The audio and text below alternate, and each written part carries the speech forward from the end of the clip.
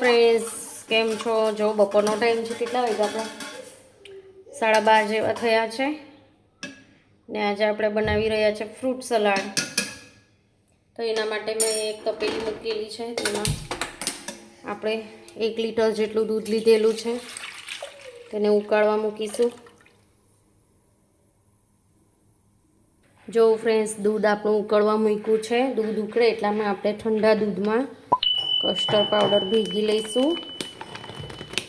તમે કેવી રીતે બનાવો છો તે કમેન્ટ કરીને મને જરૂરથી કહેજો. આ તો આપણો કાના ભગવાનનો પ્રસાદ વધેલો, તો એ છોકરાઓ કે કોઈ ખાતા નહીં હતા, એટલે મેં એવું વિચાર્યું કે આપણે ફ્રૂટ સલાડ બનાવીને પી લઈએ. કેવી છે આપણી મગજની ટેકનિકલ? કમેન્ટ કરીને કહેજો. હવે જો કસ્ટર્ડ પાવડર લખાઈ જાય ઠંડા દૂધમાં, ત્યારે આપણે એને સારી રીતના ઘોળી લેવાનું છે. અંદર મિક્સ કરી દઈશું, જેથી કરીને જુઓ કેટલું સરસ યલો દૂધ થઈ જશે. અને દૂધ આપણું સારી રીતના ઉકળે ત્યારે પછી આપણે એને અંદર મિક્સ કરવાનું છે. દૂધ આપણું બનીને રેડી છે અને આપણે સાઈડમાં મૂકી દઈશું. એટલામાં આપણે અહીંયા ડ્રાયફ્રૂટ ચોપ કરીએ. જો ભાઈ, મેં મારી છોકરીને કીધું કે આ પિસ્તાના આ છોટલા કાઢી આપતો. એણે મને એવો જવાબ આપ્યો કે મમ્મી મને ખાઈ લેવા દે, પછી હું તારા છોટડા છોડી આપું. એમ કે લે, હવે આ ટેણી મને આવું કહે છે. આવું કહેવાય? તો પછી તો જો આ ડ્રાયફ્રૂટ આપણે લઈ લીધેલા છે. હવે આનાથી આપણે ચોપ કરવાના છે.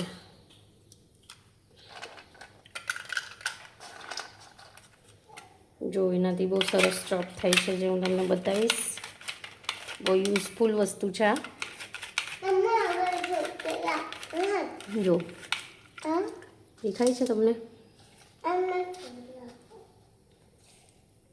એક ડીશમાં લે બેટા, પછી કાઢે નહીં.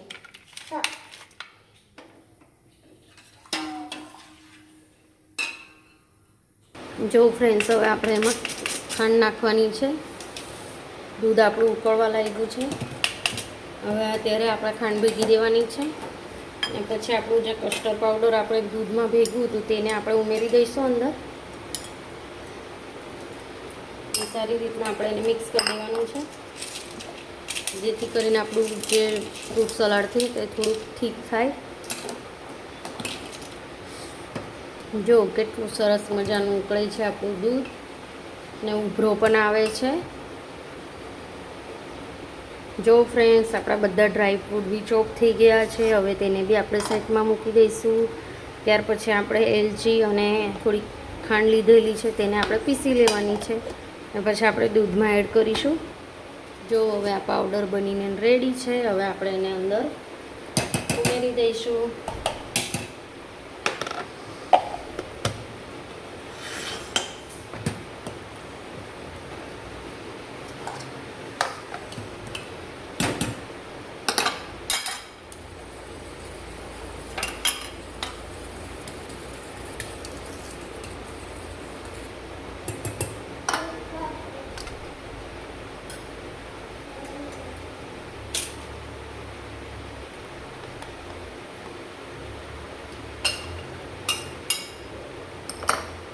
આપણું દૂધ ઉકળી ગયું છે. હવે આપણે એનામાં ઉમેરીશું ડ્રાયફ્રૂટ.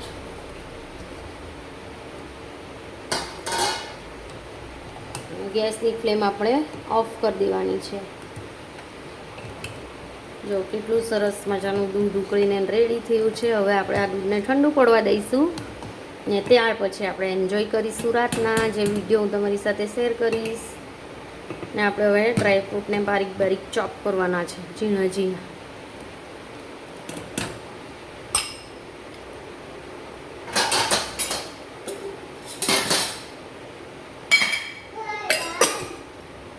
ચાલો, તો તમે બી આવજો ફ્રૂટ સલાડ પીવા માટે મારા ઘેરે. વેલકમ. હેલો ફ્રેન્ડ્સ, જો અમે બધા એન્જોય કરી રહ્યા છીએ ફ્રૂટ સલાડ જે મેં બનાવ્યું હતું.